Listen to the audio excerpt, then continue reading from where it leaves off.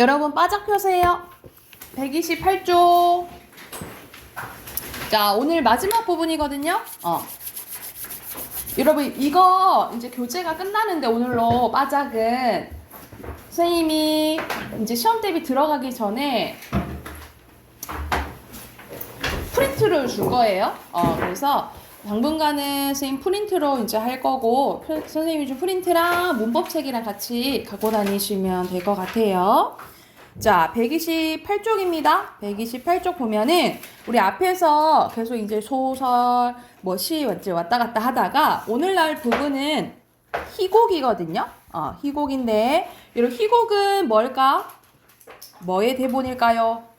한소리, 수필, 뭐의 대본? 시, 이야기, 무대에서 하는 거. 연극. 그렇지. 연극의 대본이에요. 연극의 대본 희곡이고요. 자, 희곡의 3요소는 뭐가 있어야 되냐면 우리가 소설에서 말해주는 사람을 누구라 하지? 술자. 그렇지. 소설에서는 서술자가 있어요. 그런데 희곡에선 서술자가 없어. 그래서 대신에 인물의 말과 행동을 통해 사건이 전개가 되거든요. 근데 어떤 상황인지는 처음에 설명을 해줘야 될 거 아니야. 그 부분이 뭐라고 보시면 되냐면 해설. 표로 쓰는 게 낫겠다. 자, 희곡의 3요소예요. 옆에 쓸게. 해설이 있어야 되고요. 인물의 대사가 있어야 되고, 그리고 행동을 나타내는 지시문, 이 세 가지가 있어야 돼요.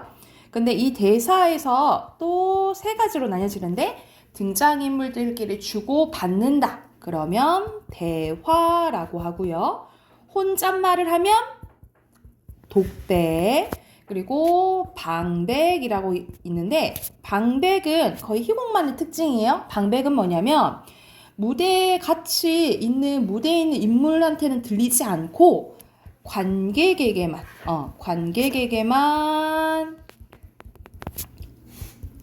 들린다고 약속한 대사를 방백이라고 해요. 당연히 같은 위에 있는데 당연히 들리겠지. 근데 다른 인물들 안 들린다 치고 관객한테만 들리게 약속된 대사를 방백이라고 해요. 그리고 지시문도 두 가지로 나뉘어지거든요. 무대 지시문과 인물의 행동을 나타내는 행동 또는 동작 지시문으로 나뉘어진다라고 보시면 돼요. 그래서 희곡의 3요소는 해설, 대사, 지시문. 대사의 세 개는 뭐예요? 대화, 독백, 방백이고 지시문에는 무대 지시문, 그리고 행동 지시문이 있다라고 보시면 될 것 같아요. 자, 그리고 오늘 할 작품은 파수꾼인데 이런 파수꾼은 어떤 것을 지키는 사람을 이제 파수꾼이라고 하거든요. 그래서 여기 이제 배경은 뭐냐면 어떤 이제 마을이 있는데 마을에 자꾸 이리떼가 출몰을 하는 거예요. 이리떼 출몰을 하는데 그것을 이제 지키는 사람 이제 파수꾼 가나 다가 나와요. 가나 다가 이제 나오는데 알고 봤더니 다가 이제 신입이야. 이제 어린아이인데 다가 보니까 맨날 이리떼가 있다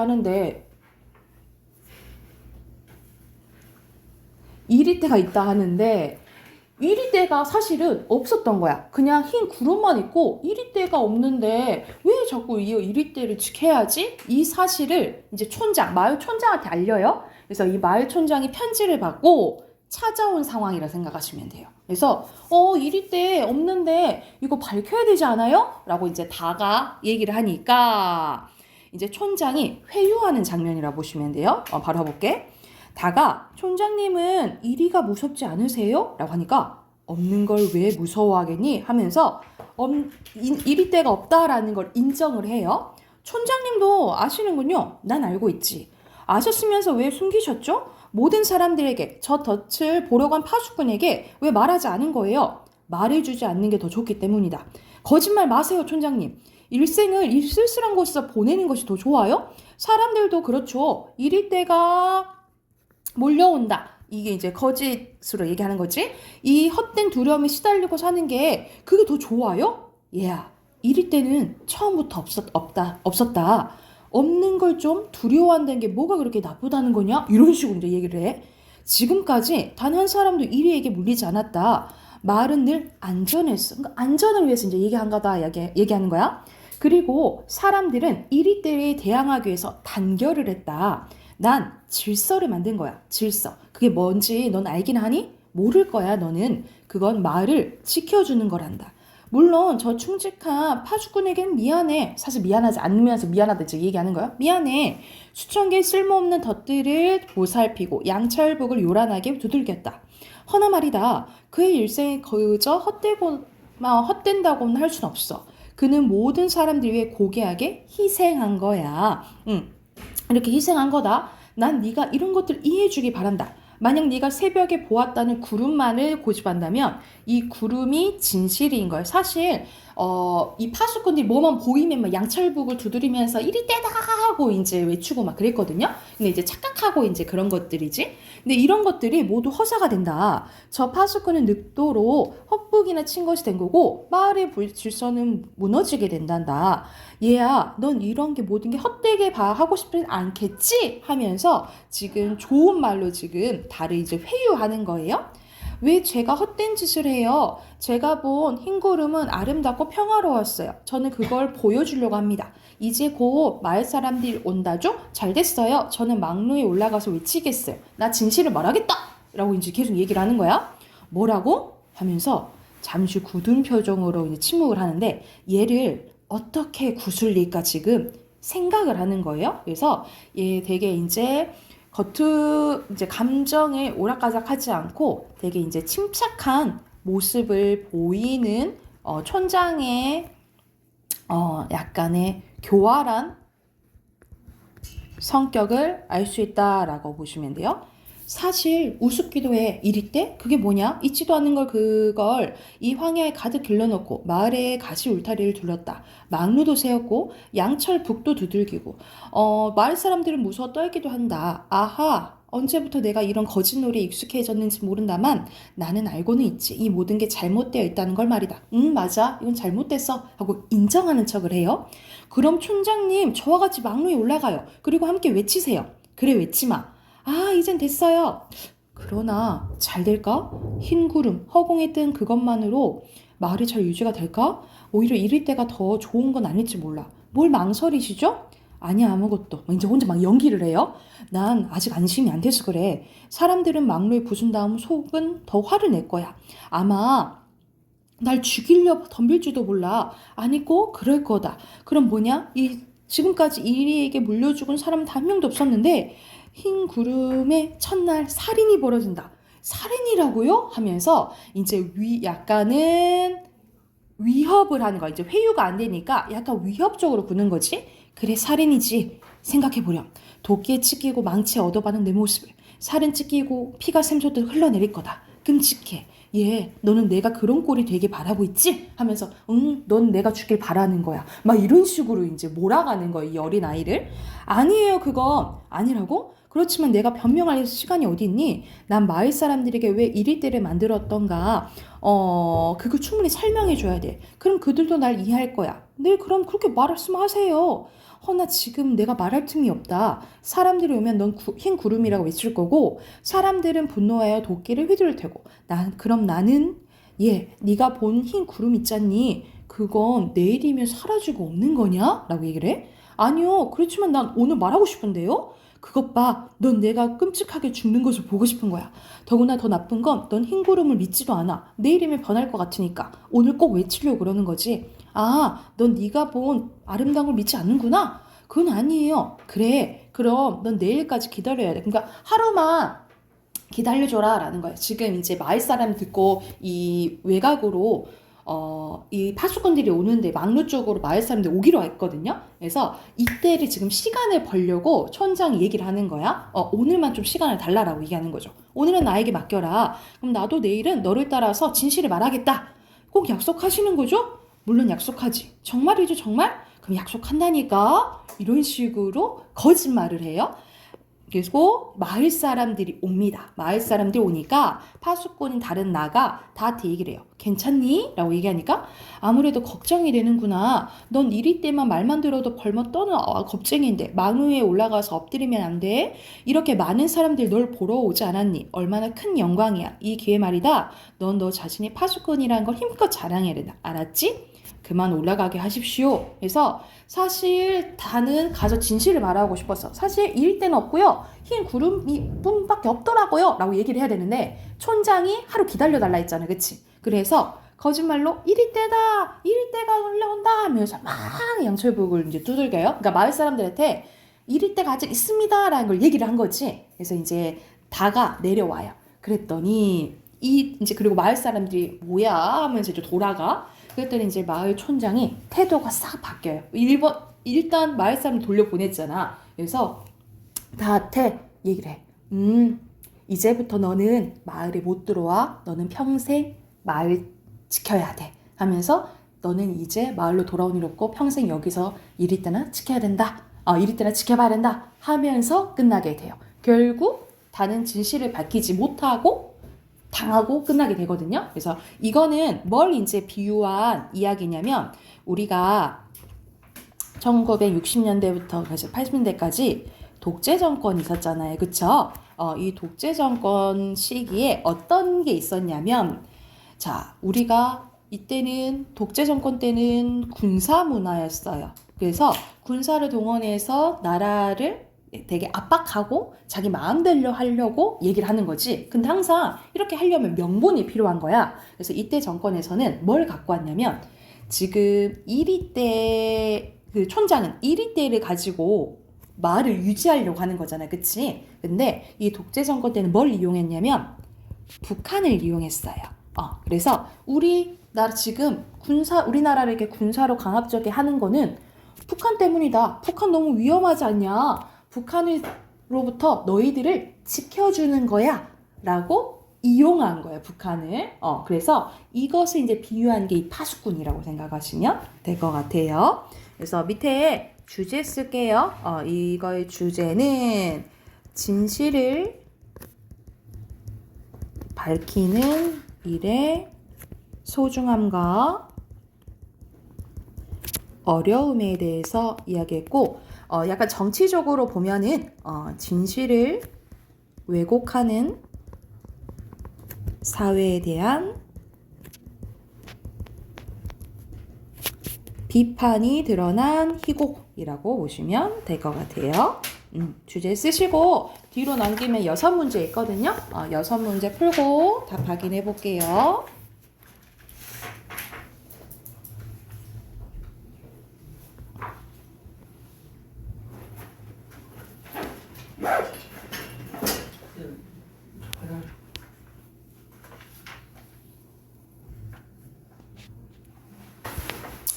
자, 같이 한번 봐볼까요? 자, 1번의 윗글에 대한 설명으로 적절한 것은 여기서는 독백 뭐 없고요. 거의 주로 대화잖아. 그치? 여기서는 상징적인 소재로 우의적인 거 비유해서 돌려 얘기하는 거거든요. 여기서는 이리때, 흰 구름, 이런 것들 진실, 거짓 이런 것들 의미한다 했잖아요. 그치? 여기서 답은 2번이에요. 뭐 자기적인 이름이랑 실제 지명 뭐 역순행도 아니죠. 자, 촌장이 설득하기 위해서는 막 회유도 하고 위협도 하고 한다 그랬잖아요. 그렇죠? 그리고 마을을 위해서라고 얘기를 했죠. 그러면 기억 맞죠? 니은도 맞고 막 거짓말도 했잖아. 그치? 그리고 디귿 나 죽일 거야. 살인사건 일어날 거야. 막 이랬잖아. 그리고 책임 전가는 안 했죠. 인정은 했잖아. 그치? 그래서 답은 4번이고요. 3번에 적절하지 않은 것은 여기서 1위 때 나타난 거 보니까 늑대가 나타났다는 그 양치기 소년 이야기가 나잖아. 양치기 소년은 벌을 받지, 그치? 그런데 여기서는 벌을 받고 끝나진 않죠? 5번이에요. 4번에 적절하지 않은 것은 여기서는 오히려 촌장이 파수꾼 달을 몰아붙이잖아. 그죠? 그래서 알맞지 않은 것은 4번이에요. 바뀌었어. 그리고 5번은 선생님이 결말 얘기해줬잖아. 그치? 마을에 다시 오지 말아라. 이렇게 되거든요. 그래서 이거는 1번입니다. 그리고 6번에 가는 이리 떼고 나는 흰구름이거든요. 알맞지 않은 것은 알맞지 않은 거야. 여기서는 이리 때는 누가 만들어낸 거야? 촌장이 만들어낸 거죠. 근데 흰구름은 진실이야. 다가 만들어낸 건 아니에요. 2번이에요. 자, 뒤로 넘겨서 자, 비문화 풀어볼 건데 요거는 여러분 좀 단어들이 무엇을 만들었고 약간 단어를 좀 자세히 보셔야 돼요. 그래서 문단 표시 하시고 읽으면서 꼼꼼히 보면서 문제 풀게요. 135쪽까지 푸시면 되겠죠?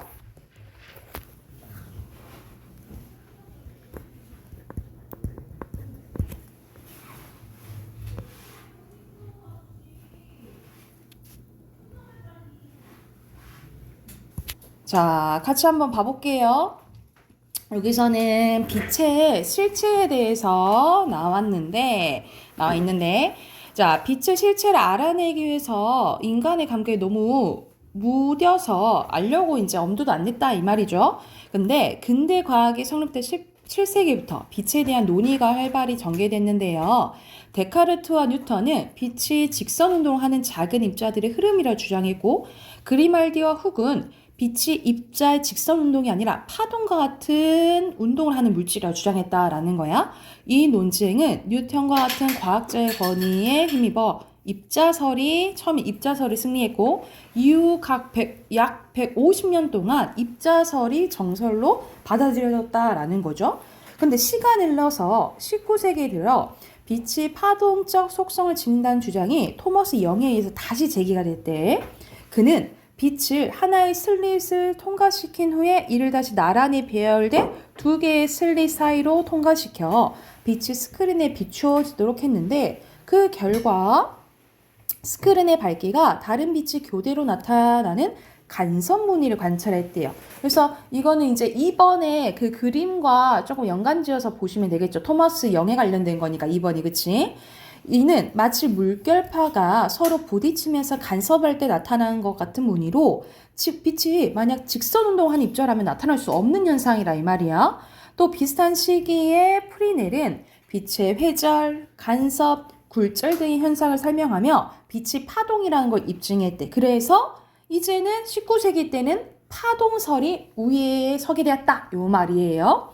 하지만 빛이 어떤 파동인지, 그리고 어떤 파동이라면 이 파동을 전달한 매개체는 무엇인지에 대한 규명이 되지 못한 상태였는데, 이를 밝혀낸 게 맥스웰과 헤르츠였대. 맥스웰은 전기와 자기의 여러 가지 현상이 관련된 맥스웰 방정식을 만들고, 이를 통해서 전기장과 자기장의 파동이 공중에 전파된다라는 사실을 이론적으로 밝혀냈대.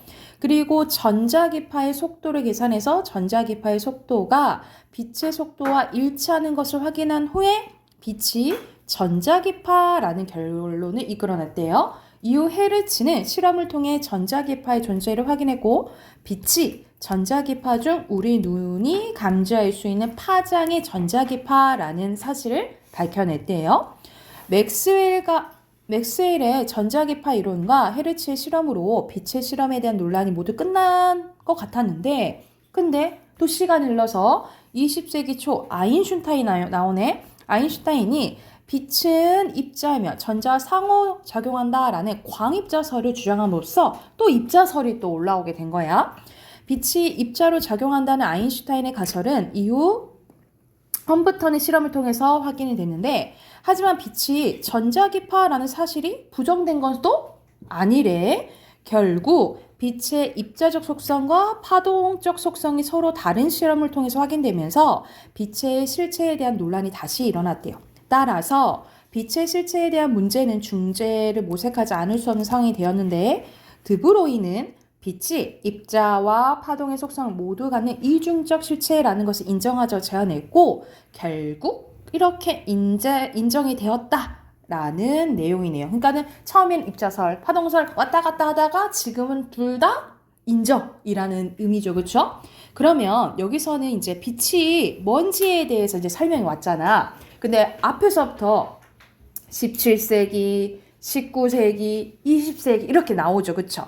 여러분, 어떤 한 대상이 이렇게 시대적 별로 변화가 나오잖아요. 그 무슨 관점이라 하냐면 통시적인 관점이라고 해요. 그래서 여기서 적절한 것은 3번이에요. 여기서 3번이고. 자, 2번에 여기서 적절하지 않은 것은 여기서 각각의 설명한 것들을 이제 이 사람들이 설명한 게 맞는지를 봐야 되겠죠. 그쵸? 그래서 여기서 알맞지 않은 것은 아인슈타인은 광입자설이었어요. 그쵸? 그래서 변했다는 거 아니죠. 5번입니다. 뒤로 넘겨서 어휘 확인해 보면 1번에 대항, 2번에 실체, 3번에 허사고요. 4번에 엄두 쓰시면 되고 5번에 난폭, 6번에 정설, 7번에 논쟁이에요. 그리고 밑에 고귀, 잠깐만. 고귀, 우위, 내어놓는 건 제기예요. 자, 오른쪽에는 빛의 속도에 대한 논의가 좀 자세히 이제 나와 있는데요. 1번에 갈릴레이는 실험을 통해서 빛이 전파되는데 시간이 소요되지 않음을 증명했습니까? 소요? 유한될 거라고 보면은 속도가 유한할 거라고 얘기를 했거든요. 소요되지 않는 건 아니죠. X. 그리고 2번에 마이컬스는 천문학적 데이터를 의존하지 않고 빛의 속도를 비교적 정확하게 측정했다 했잖아요. 그치? O 맞아요. X5입니다. 자, 그래서 이 책이 끝났거든요. 이 책은 이제 안 가져와도 되고 그래서 다음 주는 선생님이 필요한 거 프린트 줄게요. 자, 문법 꺼내봅시다.